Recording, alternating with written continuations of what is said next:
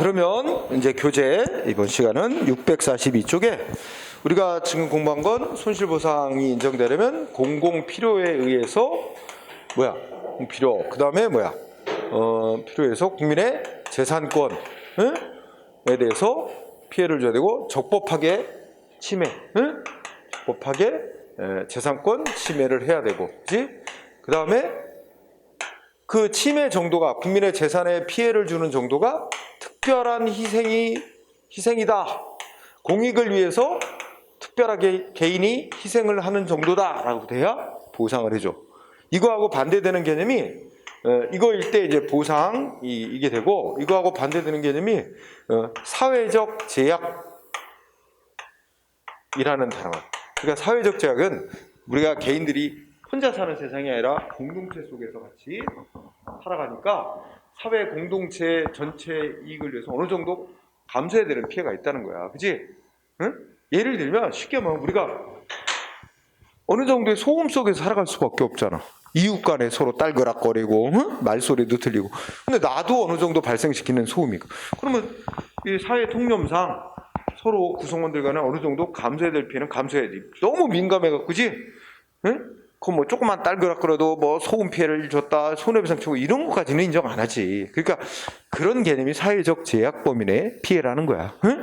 그런 거는 배상도 안 되고 보상도 안 되는 거야. 응? 감수해야 될 피해. 이런 정도로 사회적 제약 범위의 피해 이렇게 얘기를 해. 그래서 여기 그런 단어가 나와.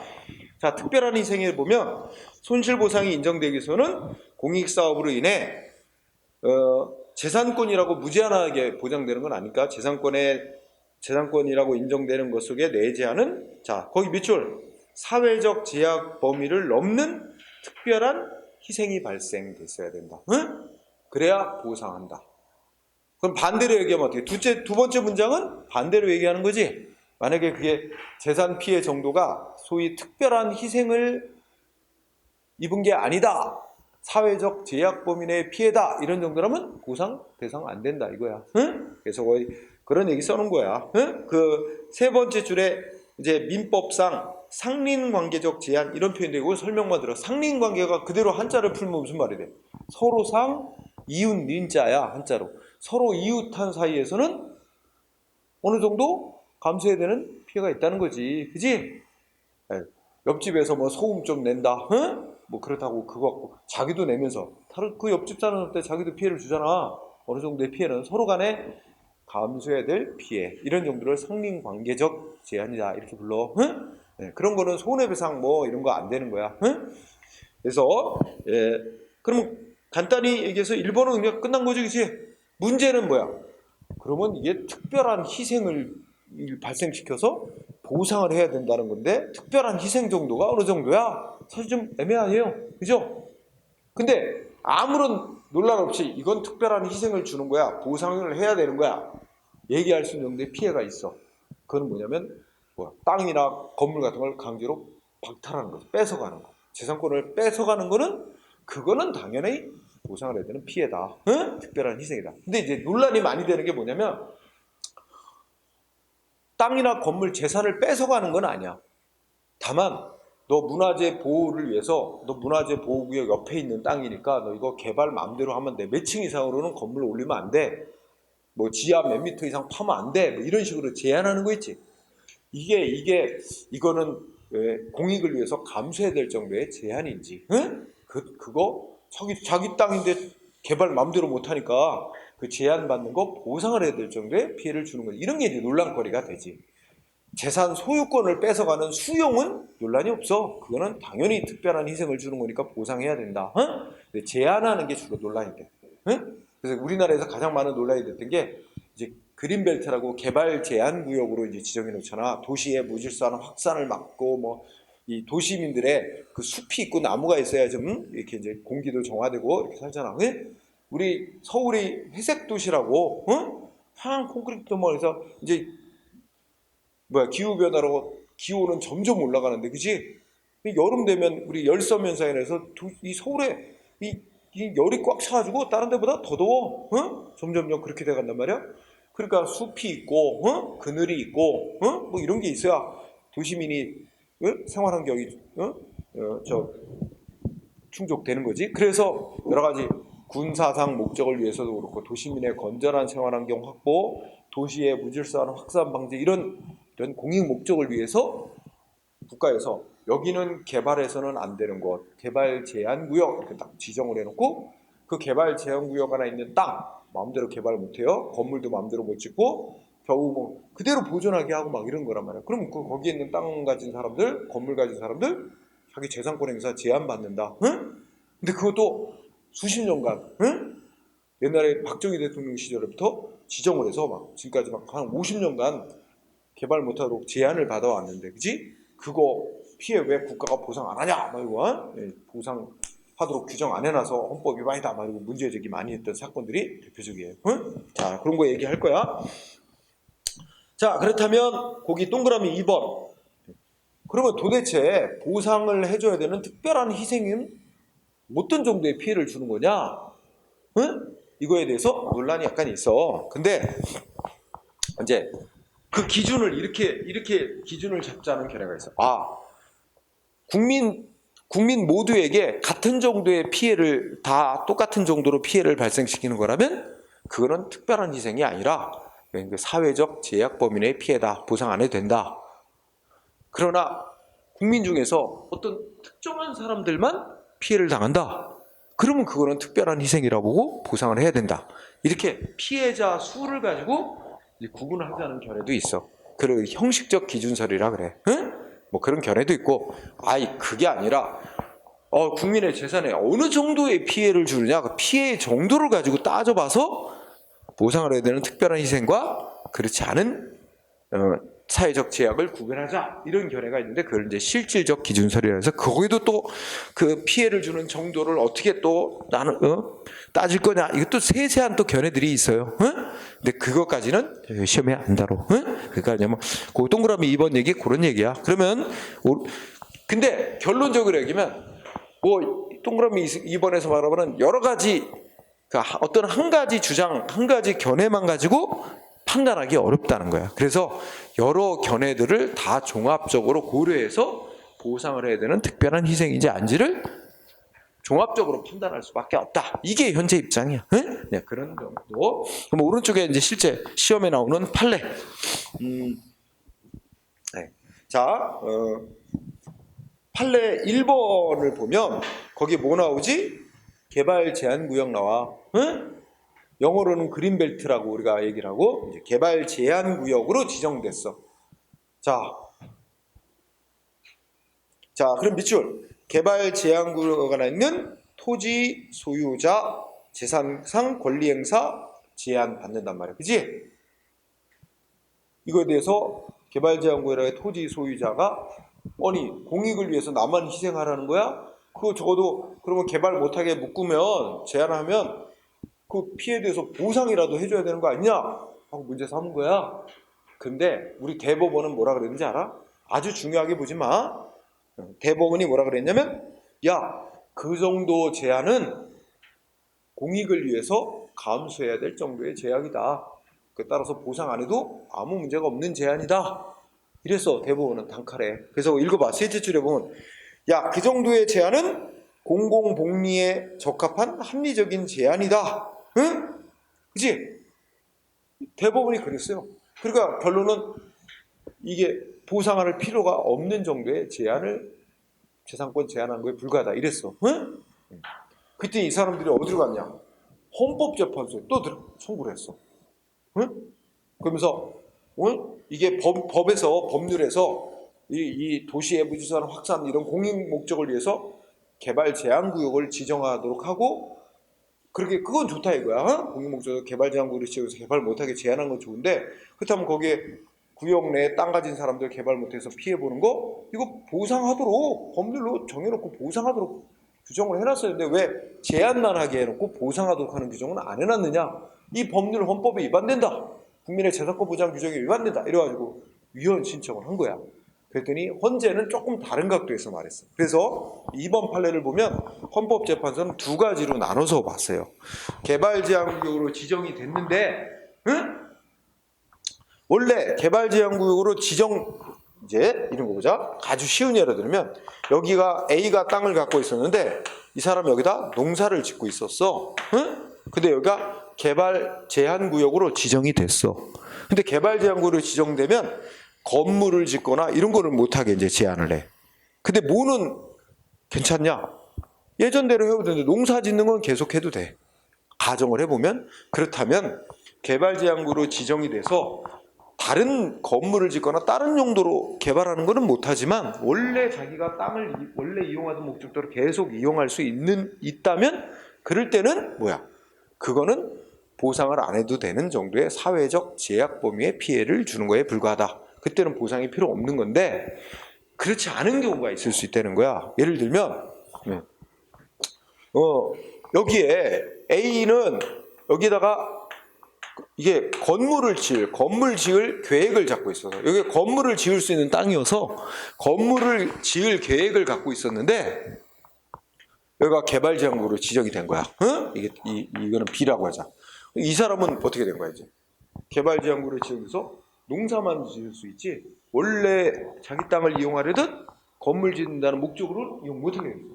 이렇게 되는 경우라면 원래 이용하던 목적대로 이용을 못하게 한다면 그거는 보상을 해야 되는 정도의 피해를 주는 거래. 그건 특별한 희생이니까 보상을 해야 될 피해다. 그렇다면 법률에 그런 피해에 대해서는 보상을 하도록 법률에 규정을 해놨어야 되는데 보상 규정을 이런 경우에 대해서 보상하는 규정을 두지 않고 있는 건 헌법에 위반된다. 이렇게 나눠서 판단했어. 그러니까 다시 정리하면 대법원은 이런 거 저런 거 안 따지고 개발 제한 구역으로 지정돼서 토지 소유자가 개발 못하고 재산권에서 제한받는 건 다 그냥 보상 없이 감수해야 될 정도의 피해에 불과하다 하고 잘라버렸지만 헌재는 다 그런 건 아니고 두 가지 경우로 나눠봐야 된다. 응? 그래서 자기 땅을 개발 제한구로 지정되기 이전에 자기 땅을 원래 이용하던 목적대로 지정된 이후에도 계속 이용할 수 있다면 그 정도의 피해는 감수해야 되는 거고 그러나 개발 제한구로 지정됨으로써 원래 이용하던 목적대로 이용을 못하게 된다든지 이렇게 될 때는 그건 보상을 해야 될 피해다. 응? 그래서 2번 이거가 중요해. 시험은 2번이 나오는 거야. 자 2번 보면 자 문장 위에 두 줄 개발 제한구역으로 지정돼서 개발 가능성이 없어지고 자기 땅을 개발할 가능성이 소멸되고 개발 가능성이 없으니까 땅값도 떨어지고 땅값도 안 올라. 응? 그래서 땅값이 하락하거나 땅값 상승률이 다른 지역에 비해서 상대적으로 감소하는 정도 이런 정도의 피해는 뭐래? 감수해야 되는 사회적 제약 범위에 속하는 피해래. 일단 이거 하나. 응? 그다음에 그러나 그다음에 또 하나. 세 번째. 셋째 줄. 개발 제한 구역으로 지정될 당시 응? 개발 제한구로 지정되기 이전부터 이 사람이 원래 자기 땅을 이용하던 목적이 있었는데 그 목적대로 개발 제한구역으로 지정된 이유도 계속 이용할 수 있는 이상 그것도 뭐야? 보상 없이 보상 안 해도 되는 감수해야 되는 피해다. 그죠? 응? 그렇지. 여기까지가 다섯째 줄. 응? 까지지? 그러나 앞부분까지. 그지? 거기는 그러니까 사회적 제약 범위 내에 속하는 피해니까 그는 보상을 안 해도 문제가 없는 거라는 거야. 응? 그런데 이제 그러나 하면서 그 다음 문장은 다르지? 그래서 그 다음 그러나 개발 제한 구역으로 지정됨으로 인해서 자기 땅을 원래 이용하던 목적대로 더 이상 이용할 수 없게 되거나 자기 개인 사유지, 개인 땅임에도 이게 뭐가 이제 더 이상 개발적으로 지정돼서 이용할 방법이 없어지고 뭐가 땅을 이용해서 이익을 얻을 수 없는 그런 경우가 돼버린다면 법적으로 더 이상 허용된 이용 방법이 없어지기 때문에 실질적으로 자기 땅을 사용하고 이익을 얻을 수 있는 수익할 길이 막혀버리는 이런 경우는 이건 뭐 해야 된대? 이거는 토지 소유자가 감수해야 되는 사회적 제약 범위를 넘는 피해를 주는 거로 봐야 된다. 그럼 이 경우는 어떻게 써야 돼? 이거는 말하자면 우리가 배운 이름은 특별한 희생을 주는 거기 때문에 이런 경우는 어떻게 돼? 법률에 이런 자에 대해서는 보상하도록 하는 규정을 두고 보상이 되도록 해야 한다는 거야. 응?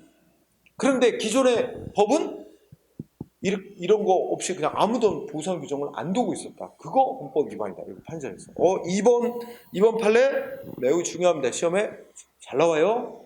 응? 그 다음에 자,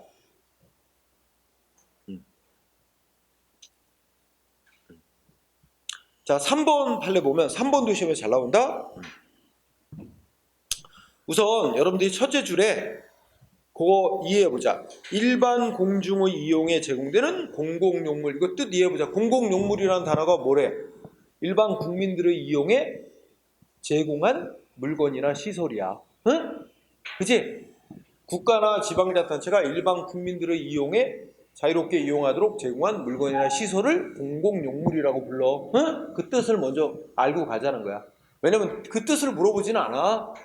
그래서 예를 들자면 도로, 공원, 뭐 해변의 백사장 이런 걸 예를 들어서 판결에도 아예 써놨어. 그지? 그런데 그러면 여러분 생각해보자. 우리 인천의 앞바다 뭐 어디 있지? 월미도 앞바다 뭐 어디? 이거 해변 이거 다 개방이 돼 있어서 뭐 사람들 자유롭게 가서 바다 구경하고 바람 쏘이고 이게 그래서 나도 좀 울적할 때는 예를 들어 어떤 개인이 울적할 때는 그냥 바람 쐬러 자유롭게 해변의 백사장을 거닐고 개방이 돼 있으니까 이렇게 하고 힐링하고 이랬는데 어느 날 갔더니 뭐 백사장 무슨 개발을 하니 뭘 하느니 한다고 하면서 뭐 3개월간 출입 금지 이용 못하게 막아놓은 거야. 그러면 이거 자유롭게 이제 국민들의 이용에 제공하다가 이제 무슨 거기를 청소한다느니 뭐 어떤 개발을 뭘 한다느니 해서 뭐 몇 개월간 이용 금지 당함으로써 이용 못하게 되는 피해를 입는데 이거 보상해야 될 정도의 피해냐 이거지? 응? 근데 거기 뭐라 그랬어? 응? 자, 넷째 줄 읽어봐.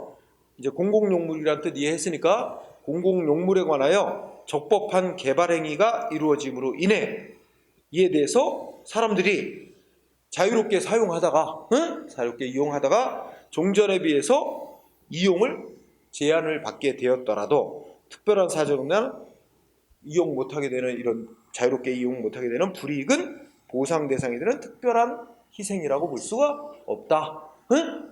그 밑줄 친 부분 시험 쓰이는 거야. 그래 그런 건 공익을 위해서 감수해야 될 정도의 피해다 이거지, 그치? 그 다음에 뭐 4번은 굳이 넘어가도 됩니다. 4번도 자기 땅을 그냥 읽고 봐요. 4번 자기 땅을 원래부터 이용하던 목적대로 계속 이용할 수 있는 한 일시적으로 무슨 건축을 제한하거나 그 출입을 제한하거나 뭐 이런 것 정도는 보상 안 해도 되는 감수해야 될 정도의 피해다 이런 얘기고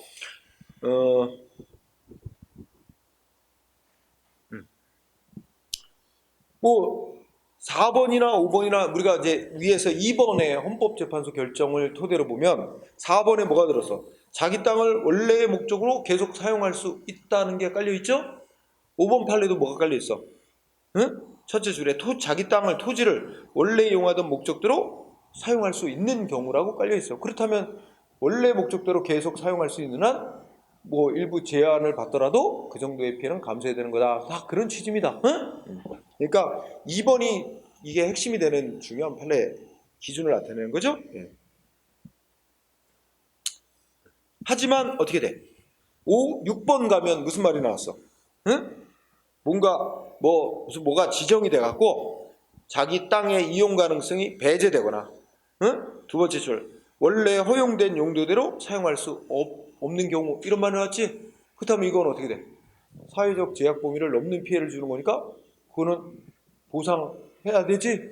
법률의 보상 규정을 두고 보상해야 돼. 그러니까 지금 다 2번을 기준으로 따지는 겁니다. 그죠? 쉽지? 2번을 잘 알고 있으면 다 풀리는 거야. 그 다음에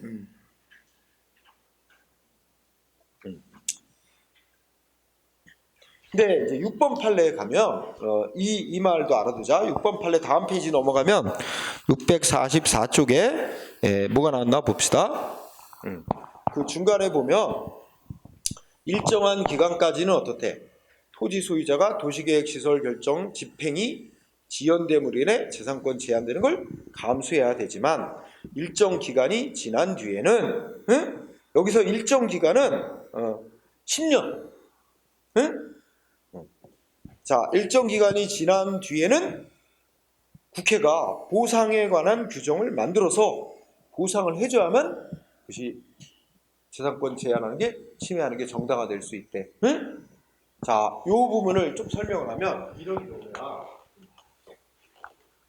자, 여기 A 땅이 있어. 이거 A 땅이고 A는 무슨 계획을 잡으면 자기가 여기다 건물을 지을 건축 계획을 갖고 있어. A가 건축이 가능한 땅이고, 근데 여기가 뭐로 지정이 되냐면 여기가 예를 들어서 뭐로 지정이 되냐면 여기가 학교 용지로 지정됐어. 여기 학교 세운데 학교가 들어설 딱 이게 지정이 됐어. 그러면 이제 원래 향후 예상되는 건 이제 뭐야?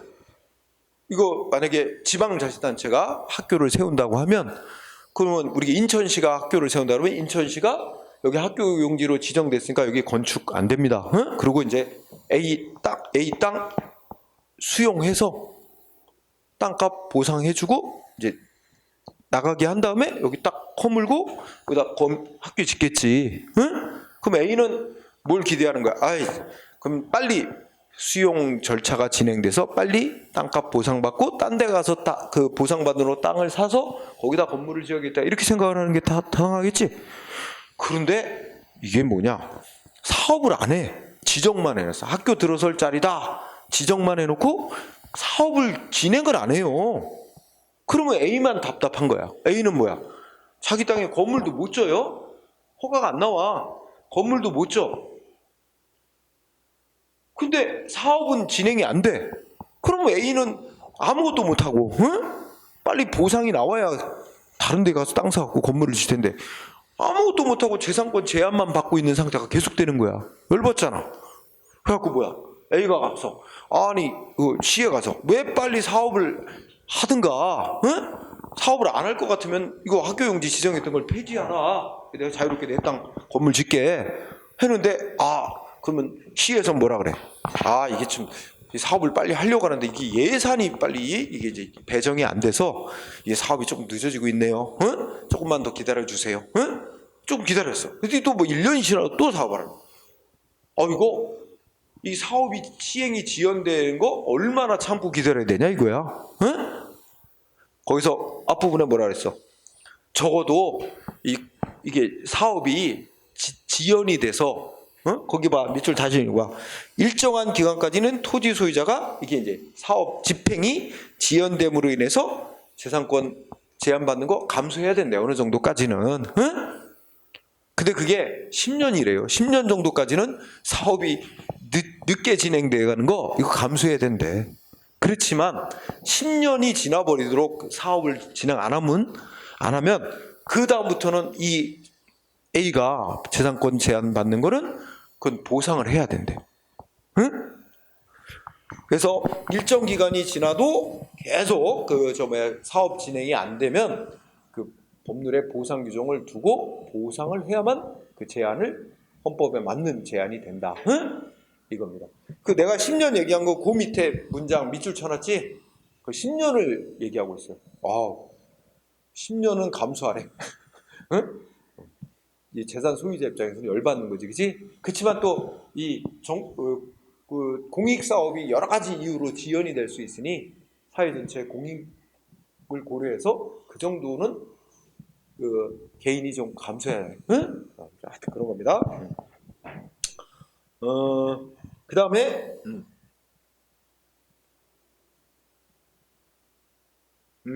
7번 판례. 7번 판례 굳이 안 해도 되고, 그 다음에 8번 판례. 8번 판례는 공부해야 된다. 응? 자, 8번 판례는 그 밑에 첫째 줄에 보면 산림 내에서, 그러니까 토속 채취허가 나오지? 토속 채취허가가 나옵니다. 자, 토속 채취허가라는 게 뭐야? 산에서 흙이나 돌을 캐는 거 허가한 거지? 토속 채취허가. 그런데 이런 사건이 있었다고 치자. 우리가 이제 도로를 달리다 보면 저 멀리 그 도로에서 보이는 산이 있는데 거기서 막 돌 캐느라고 산 다 파헤쳐 버렸잖아. 아주 흉하게 보인단 말이야. 응? 산이 좀 이렇게 나무가 있고 이렇게 푸르게 보여야 되는데 그냥 파헤쳐가지고 허옇게 바위 덩어리가 드러나 있고, 응? 막 이렇게 안 좋게 보인단 말이야. 그래서 이건 내가 이제 정확한 사고는 아닌데 선생님 보면 예전에 그 올림픽 같은 걸 열어. 그러면 성화 봉송하지. 그럼 성화 봉송 주자. 성화 들고 도로를 달려. 응? 근데 그게 또 전 세계에 중계가 돼. 그런데 뭐 달리는데 딱 비치는데 막, 응? 그 산이 다 파헤쳐지고 이거 별로 안 좋아 보인다 이거야. 응? 그래가지고 뭐 하는 거야? 토속 채취 허가 금지. 응? 뭐 시켰단 말이야. 중지. 일정 기간 중지 내지 금지. 응? 그러니까 이 토속 채취 허가 받은 업자가 그 기간 동안 토속 채취를 못하니까 피해를 본단 말이야. 이거에 대해서 이제 보상 요구하고 이런 문제가 생긴 거야. 응? 네. 그런 사례를 생각해봐. 그러면 자 거기에 8번 판례 아래쪽에 그러니까 이거 위에 문제 토속 채취 허가는 법이 정한 토속 채취 제한 지역에 속하는 경우에 허용되지 않은 건 물론이고요. 거기에 이제 토속 채취가 허용되는 지역이라 하도요 반드시 허가를 해줘야 되는 기속행위는 아니고 여러 가지를 고려해서 중대한 자연환경 보전 등 중대한 공익상 필요가 있을 때는 재량으로 허가를 거부할 수 있다. 이렇게 돼. 토속 채취 허가는 재량행위라는 거지, 그지? 한마디로 얘기하면 이렇게 한 다음에 따라서 그 자체로 중대한 공익상 필요가 있는 공익사업, 응? 고속도로 건설공사 같은 중대한 공익상 필요가 있는 공익사업이 시행됨으로 인해 토속 채취 허가를 인정받지 못하게 되었다 하더라도 이거는 그 토속 채취 허가받은 자가 아마 허가 기간이 다 끝나서 더 이상 연장을 못 받게 됐나 봐. 결국은 이제 토속 채취 허가 갱신이 안 된 거라서 이제 더 이상 토속 채취를 못 하게 된 피해. 그 피해하고 이 고속도로 건설 사업이라는 공익 사업하고는 상당 인과관계가 있다고 할 수 없고, 그러니까 토속 채취 허가 연장이 안 돼서 받은 피해는 이 고속도로 건설 사업하고 직접적인 인과관계는 없고, 또 특별한 사정이 없는 한 그러한 손실이 적법한 공권력 행사로 가해진 특별한 희생이라고 볼 수는 없다. 응? 그지? 그래서 손실보상 대상이 아니래. 응? 그러니까 키워드는 자, 중대한 공익상의 필요가 있는 고속도로 건설공사 등 공익사업이 시행됨으로써 토속 채취 허가를 연장받지 못하게 된 경우, 이거는 마지막 줄에 그 피해는 특별한 희생이 아니다. 손실보상 대상은 아니다. 이랬다는 거야. 이렇게 정리하세요. 자, 오른쪽에 판례가 나오는데 또 중요하네요. 오른쪽에 판례. 판례 제목은 뭐로 잡았어? 공공사업, 공익사업 시행으로 보상받을 권리 언제 생기냐? 이거지? 그런데 1번 판례가 1번 판례가 아주 중요합니다. 시험에 자주 나오는 판례, 1번 판례.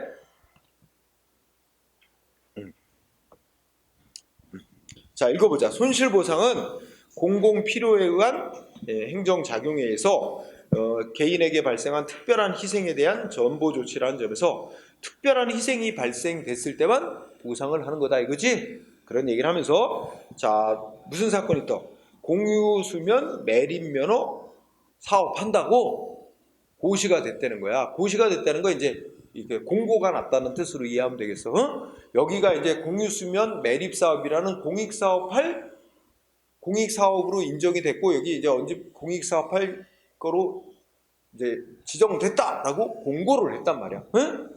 그런데 여기 자 읽어봐. 공유수면 매립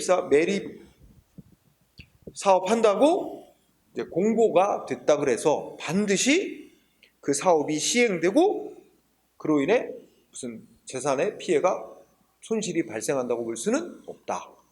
그러니까 고시, 즉 공고가 됐다고 해서 바로 사업이 시행되고 재산 피해가 바로 발생하는 것은 아니다. 경우에 따라 아까도 말했지만 여기 공익사업할 지역입니다 하고 공고가 돼도 여러 가지 사정 때문에 1년이 지난 뒤에 2년이 지난 뒤에 사업이 시행될 수도 있고, 경우에 따라 몇 년 지난 뒤에 여기 이제 더 이상 공익사업할 필요성이 없어져서 이게 지정이 사업이 폐지될 수도 있어요. 그러니까 공익사업한다고 공고가 됐다 그래서 반드시 공익사업이 시행되는 것도 아니고, 응? 바로 또 손실이 발생하는 것도 아니다. 사업 착수도 아직 안 했으니까. 응? 그러면 언제 재산 피해가 생기느냐? 실제로 사업 시행에 착수가 돼서 재산 피해가 생겼을 때, 그때부터 이제 보상받을 권리가 생긴다는 거야. 응? 그 문제 읽어봐. 그래서 공유수면 매립 면허 고시, 매립 사업 한다고 공고가 되고 난 이후 실제로 매립공사가 실행이 돼서, 응? 이 재산에 실질적으로 현실적인 피해가 발생했을 때, 그때부터 피해자에게 보상청구권이 생긴다. 응? 자, 중요한 단어 앞부분, 공유수면 매립면허 고시가 됐다 그래서 바로 반드시 사업이 시행되고 재산 피해가 발생한다고 볼 수는 없다. 그러니까 그때부터 바로 보상청구권 인정되는 건 아니다. 언제부터 보상받을 권리가 생기냐?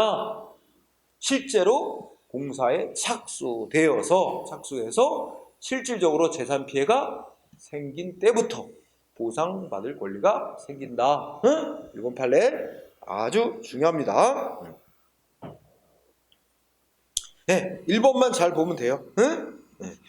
자, 그 다음에 여기 또 중요한 하나의 또 논점이 있어서 요거 마저 하고 밥 먹도록 합시다. 뭐가 있냐면, 네. 경계이론, 분리이론이라는 게 있어. 응? 경계이론, 분리이론이라고 좀 써놨지? 야, 이게 소위 계륵 같은 존재야. 계륵이 뭐야? 응? 닭갈비. 그치? 닭게. 응? 닭갈비를 계륵이라고.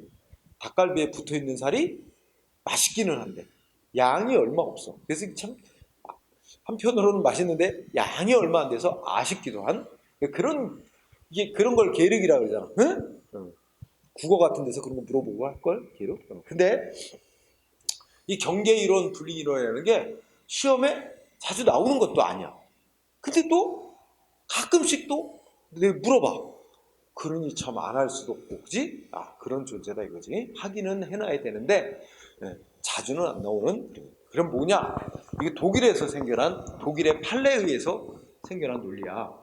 근데 우리나라 헌법재판소도 이 논리를 받아들여. 응? 그래서 뭐냐면 이제 뭐와 관련되냐면 우리 헌법 23조하고 연관이 있어.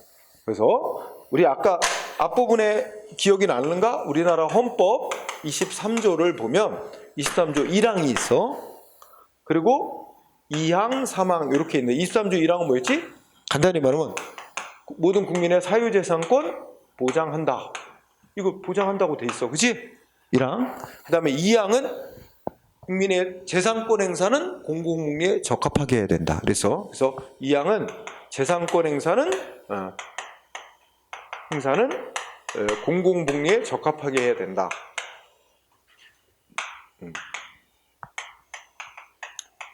하게 행사해야 된다. 응? 그러니까 이거는 재산권 그대로 쓰자. 재산권 행사는 공공에 적합하게 해야 한다. 이 규정을 두고 있어요. 그리고 3항은 국가 등이 공공 필요가 있어서 재산을 침해할 때는 침해하고 침해 및 공공 필요가 있어서 재산 침해하고 그 피해 주는 게 특별한 희생에 해당되면 보상. 침해와 보상은 재산 침해 및 침해와 보상은 법률로 해야 된다. 그리고 정당한 보상을 지급해야 된다. 이렇게 3항의 규정이 있단 말이야. 그지? 그런데 요 1, 2, 3항을 그냥 하나로 전체로 이렇게 보고 연속선상에서 생각하는 논리가 경계이론이라는 거고, 요 1항과 2항 요거하고 요 3항하고는 이건 다른 문제다 해가지고 이거를 별개로 파악해야 된다는 게 분리이론이라고 하는 거야. 응? 그럼 여러분들이 조금 아까까지 본 거는 뭐였냐면 우리가 공부한 건 경계이론적 시각에서 얘기를 하는 건데, 뭐냐면 이제 국가가 여기 보면 우리 사유재산권 보장하되 여기다 있죠. 사유재산권 보장하되 그 재산권의 그러니까 여기다 이제 그 이어지는 게 재산권의 내용, 보장되는 재산권의 내용과 한계는 법률로 정한다. 이렇게 있단 말이야. 응? 자, 그러면 야, 국가가 보장하는 사유재산권 어떤 내용, 어느 범위, 어느 한도까지 국가가 재산권 보장하는지 법률로 정하는 범위에서 인정해 준다는 거냐. 응? 그지? 네. 그리고 공공복리를 위해서 국민의 재산권 제한할 수 있다는 거야. 재산권 행사를 제한할 수 있다는 거야. 그지? 그러면 법률로 국민의 재산권을, 우리 아까까지 공부한 것 따르면 국민의 재산권을 제한을 하는데, 법률로 제한을 하는데 일정 정도 이 선이 있다. 경계가 있다. 이 경계, 이 넘지 않는 정도의 제한을 한다면 그거는 사회적 제약 범위의 제한이라서 이거는 보상할 필요가 없는 거. 일정한 경계를 넘는 피해를 주는 거라면 이거는 특별한 희생을 주는 것으로서 보상을 해야 되는 거. 그치? 이렇게 이제. 그래서 이거를 이제 1, 2, 3항을 다 보고 국가가 사유재산권 이렇게 인정한다. 보장한다. 어떤 재산권 인정하고, 그 다음에 공익을 위해서, 공익사업을 위해서 너 재산권 이렇게 개발하면 안 돼. 땅 개발하면 안 돼. 이렇게 법률로 제한하는 규정을 뒀는데, 그 제한으로 인해서 그 사회적 제약 범위를 넘지 않는 피해면 보상 안 해도 되고, 뭐 이렇게 이제 이거를 전체를 다 연결해서 생각해가지고 그 경계선을 넘는 정도의 피해를 법률로, 이제 피해를 끼치도록 법률로 정해놨다면 보상 규정을 두고 보상을 해야 된다는 거고, 그 경계선을 넘지 않는 정도의 피해는 보상을 안 해도 된다. 이런 시각이 경계 이론이야. 지금까지 배운 게. 그런데 우리 분리 이론이라는 건 이쪽하고 이쪽은 완전히 다른 문제다. 위에 1, 2항하고 3항은 이건 완전 다른 거다. 그러니까 이거는 위에 1, 2항은 분명히 헌법에 사유재산권은 국회가 법률로 정하는 범위에서 인정한다 그랬다. 응? 그리고 그래서 국회는 법률로 이 공공복리를 위해서 국민의 재산권 행사를 이렇게 일정 한도까지만 인정한다라고 법률로 정하는 거고, 이거는 국가가 인정하는 재산권의 내용과 한계를 법률로 이제 정해 놓는 것이고, 그럼 예를 들면 자, 이런 건 어떨까? 그 개인 땅이 국립공원 바로 옆에 있어. 그럼 국립공원의 그런 보존 목적 이런 걸 해치는 정도의 재산권 행사는 해서는 안 된다. 이렇게 법률로 정하는 건 여기에 해당된다는 거야. 응? 즉 법률로 공공복리 차원에서 허용될 수 있는 재산권의 내용과 한계를 법률로 이렇게 정해놓은 거에 해당하는 거예요. 그런 거는 보상할 필요가 없다고 보는 거야. 그건 보상의 문제가 아니다. 응? 그건 그냥 그 공익적 차원에서 공공복리로 해서 법률로 정해놓은 범위 내의 재산권 이렇게 인정하는 거고, 이거는 이 사망은 그거하고는 전혀 다른 거. 국가가 공항을 새로 건설한다든지 또는 뭐 도로를 건설한 이런 어떤 공익을 위한 공익 사업을 적극적으로 추진하기 위해서 개인의 재산을 박탈한다든지 뭐 이런 때는 이거는 위쪽하고 달리 이쪽에 해당하는 거다. 공공 필요라는 어떤 공익 사업을 위해서 의도적으로 국민의 재산을 침해하는 그런 경우에는 이 사망하고 연결되고, 이거는 이제 그 원칙적으로 보상 대상이 되는 그런 영역으로 봐야 된다. 해가지고 요거를 분리시켜 봐야 된다는 입장이 분리 이론이란 거야. 좀 추상적이지만, 그래서 이 독일에서 생겨난 입장인데 우리 법원도, 그래서 독일도 독일의 법원 입장이 있고 헌법재판소 입장이 달려. 우리나라 똑같아. 우리 대법원은 독일의 연방 대법원 입장을 따르고 우리나라 헌법재판소는 독일의 헌법재판소 입장을 따르고 서로 그렇게 입장이 좀 달라요. 자, 어쨌든 교재로 간단히 보자. 자, 경계이론, 분리이론 해놓고, 자, 보상이 필요 없는 재산권에 대해 정당한 사회적 제약 이렇게 요약했는데 이게 바로 1, 2항 얘기하는 거야. 분명히 국민의 재산권 국회가 법률로 정하는 범위에서 인정한다고 돼 있단 말이에요. 헌법 23조 1항에.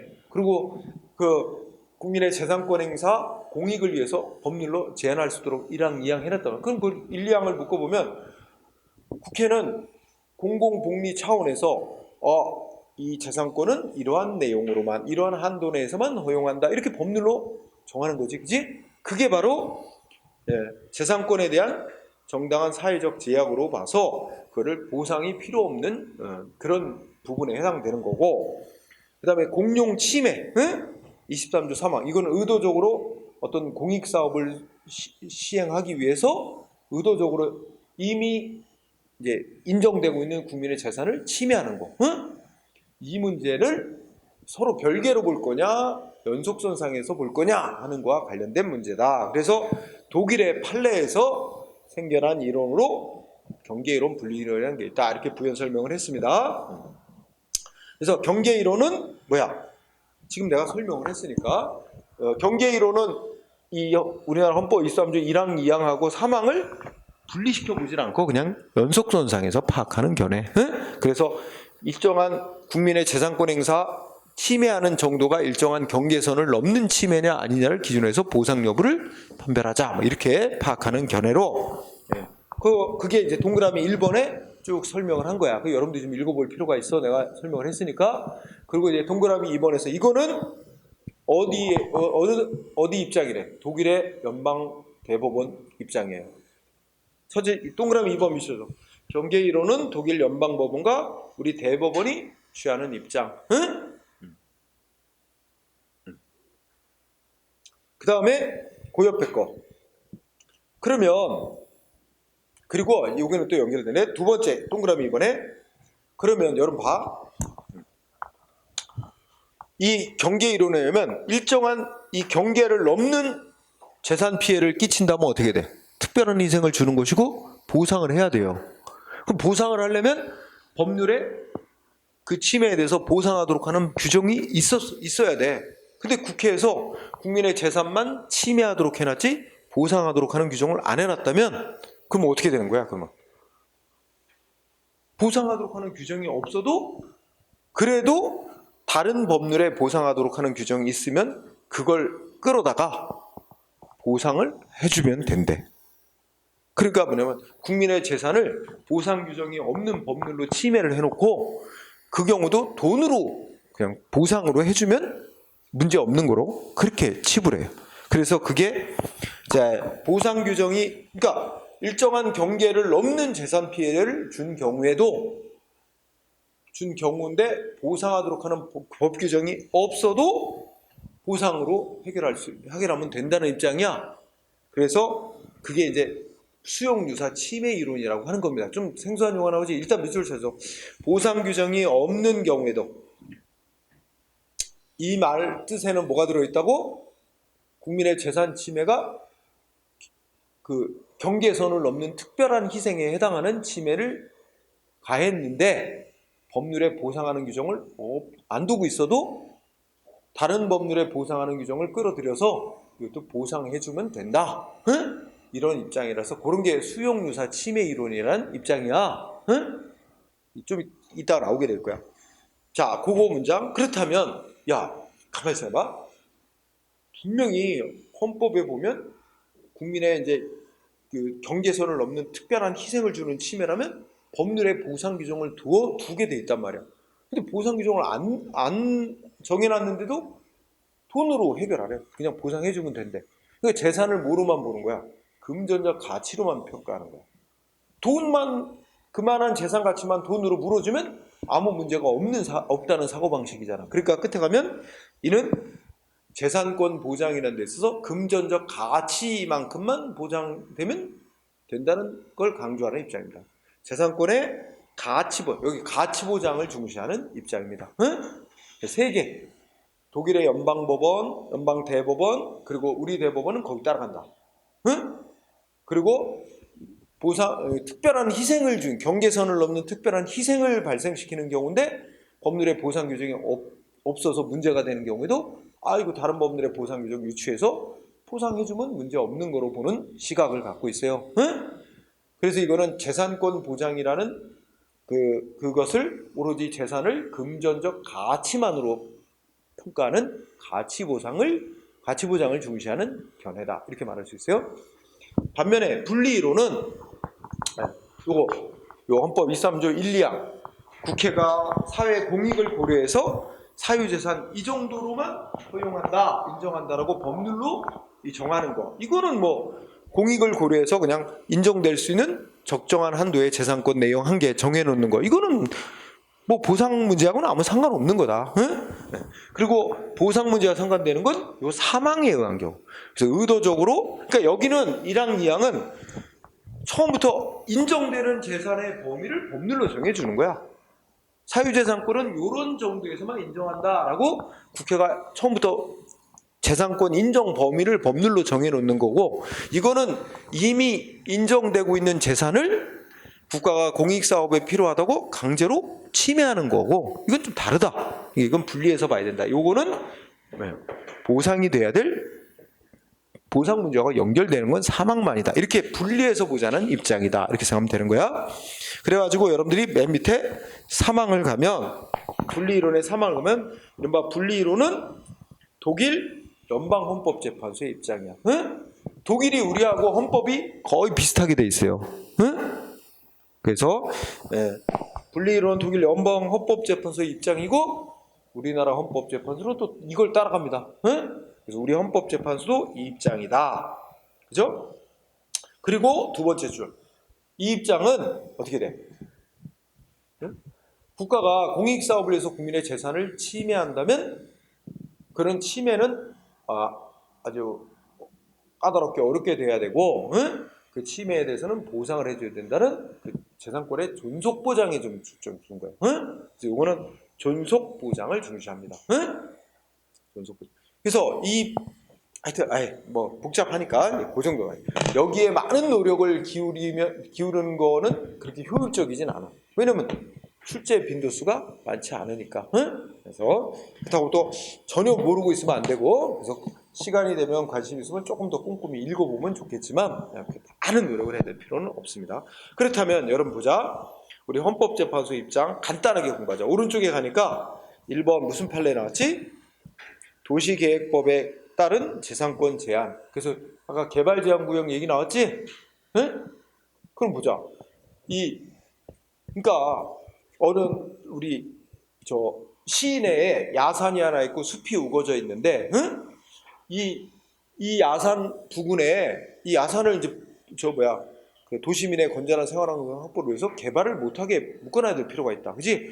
그럼 개발 제한 구역으로 지정해놓고 개발 제한 구역 내 토지 재산은 이제 이런 목적으로는 재산권 행사 허용하지만 이런 건축을 하거나 이런 목적으로는 재산권 행사 허용 안 한다. 이렇게 정해놓는 건 뭐라는 거야?